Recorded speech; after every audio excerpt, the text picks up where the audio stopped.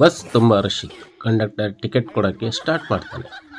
Conductor ಒಬ್ಬ ಹುಡುಗಿ ಹತ್ರ ಬಂದು ನಿಂತು ತೋರಿಸು ಬೇಗ, ರಶ್ ಇದೆ ಅಂತ ಹೇಳ್ತಾನೆ. ಹುಡುಗಿ, ಅಂಕಲ್ ಇಲ್ಲಿ ಹೇಗೆ ತೋರಿಸ್ಲಿ, ಮನೆಗೆ ಬನ್ನಿ, ನಂಬರ್ ತಗೊಳ್ಳಿ ಅಂತಾಳೆ. ಅಮ್ಮ ತಾಯಿ, ನಾನು ಕೇಳಿದ್ದು ಆಧಾರ್ ಕಾರ್ಡು, ಅದನ್ನು ತೋರಿಸು. ಅವ್ವ, ನನಗೆ ಸೀರೆ ಉಡೋಕ್ಕೆ ಬರಲ್ಲ, ಉಡಿಸ್ತೀರಾ? ಸರಿ ಆಯಿತು ಅಂತೇಳಿ ಸೀರೆಯನ್ನು ನೆರಿಗೆ ಮಾಡಿ ಒಕ್ಕಳದ ಕೆಳಗೆ ಸಿಗಿಸ್ತಾನೆ.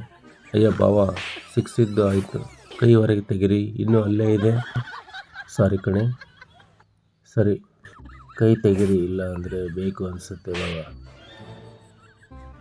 ಲವ್, ನಾನು ಕೂತಿರೋ ಸೀಟ್ ಪಕ್ಕನೇ ಬಂದು ನಿಂತ್ಕೊಂತೀಯಲ್ಲ ದಿನಾಲು. ನಿಂತ್ಕೊಂತೀಯಾ? ನಿಂತ್ಕೋಬೇಡ. ಯಾಕೆ ನಿಂತ್ಕೋಬಾರ್ದು?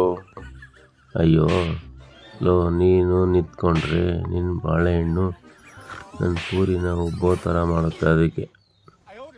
ಹೆಂಡತಿ ಗಂಡನಿಗೆ, ಹಾಲು ಕುಡೀರಿ. ಗಂಡ, ನೀನು ಕೊಟ್ಟರೆ ಕುಡಿದಲೇ ಇರ್ತೀನೇನೆ.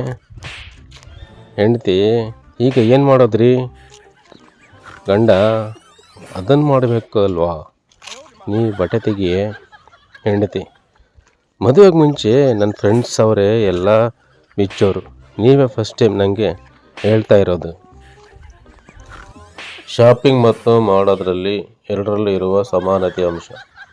ಎರಡರಲ್ಲೂ ಗಂಡು 15 ನಿಮಿಷದಲ್ಲಿ ಬೆವರುತ್ತಾನೆ, ಆದರೆ ಹೆಣ್ಣು ಇನ್ನೂ ಬೇಕು ಅನ್ನುತ್ತಾಳೆ.